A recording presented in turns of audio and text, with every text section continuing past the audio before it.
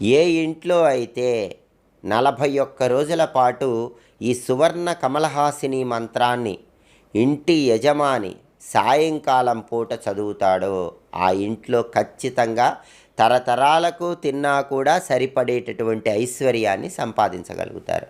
మరి ఈ మంత్రాన్ని ఎలా చదవాలి? ఈ పూజ ఎలా చేయాలంటే రోజు సాయంకాలం పూట ప్రదోష కాలంలో, అంటే చీకటి పట్టడానికి ముందు సుమారుగా 5:15 నుంచి 5:45 మధ్య ప్రాంతంలో పూజ గదిలో దీపారాధన చేయాలి. అయితే ఆ దీపారాధన చేసేటప్పుడు అక్కడ ఖచ్చితంగా లక్ష్మీనారాయణుల ఫోటో ఉండాలి. లక్ష్మీనారాయణుల ఫోటో ఉంటేనే ఈ మంత్రం చదవటానికి వీలవుతుంది. లక్ష్మీనారాయణుల ఫోటో పెట్టుకొని ఆ ఫోటో దగ్గర గంధం బొట్లు, కుంకుమ బొట్లు అలంకరణ చేసుకొని ఆ ఫోటో దగ్గర ప్రమిదలో ఆవు నెయ్యి కానీ నువ్వుల నూనె కానీ పోసి ఒత్తులు వేసి దీపాన్ని వెలిగించాలి. 3 ఒత్తులు వేసి దీపం పెడితే మంచిది. ఆ తర్వాత సువర్ణ కమలహాసిని మంత్రాన్ని 100